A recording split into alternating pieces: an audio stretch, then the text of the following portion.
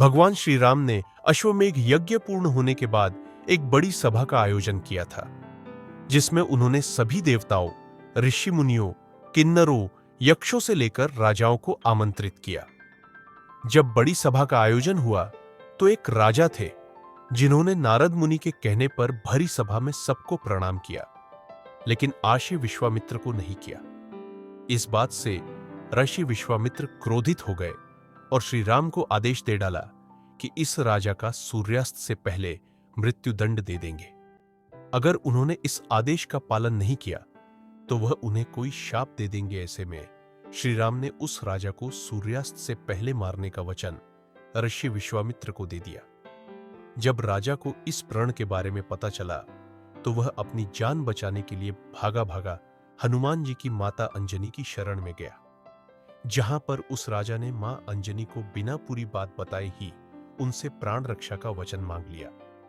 फिर मां अंजनी ने अपने पुत्र हनुमान जी से उस राजा की रक्षा करने का आदेश दे दिया।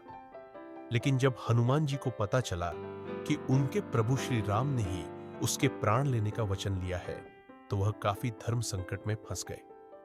हनुमान जी सोचने लगे कि इस समय वह किसका साथ दे। एक तरफ मां अंजनी है तो दूसरी ओर उनके प्रभु है।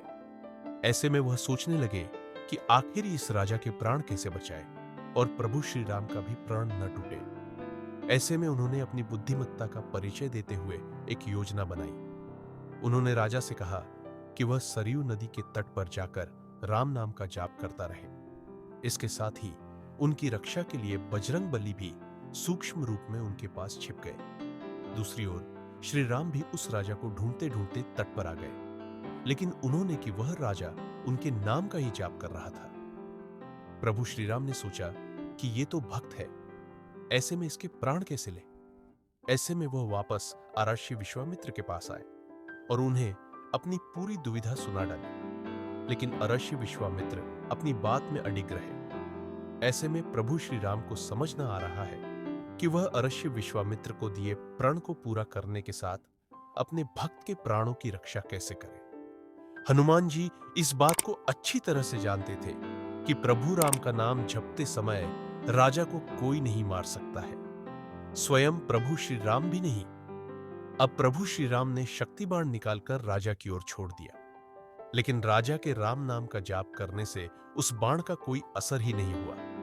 ऐसे में प्रभु राम असहाय होकर राजभवन लौट आए। जब आशी विश्वामित्र ने उन्हें देखा तो वह फिर से उन्हें शाप देने लगे। ऐसे में वह दोबारा तट पर गए। अब हनुमान जी ने राजा को कहा कि वह जय जय सिया राम, जय जय हनुमान गाए। ऐसे में जब श्री राम ने उसे जप करते हुए देखा तो उन्होंने सा कि मेरे नाम के साथ साथ ये राजा शक्ति और भक्ति की जय बोल रहा है। ऐसे में तो इसका वध नहीं कर सकता है, क्योंकि इसके ऊपर कई अस्त्र शस्त्र काम ही नहीं करेगा।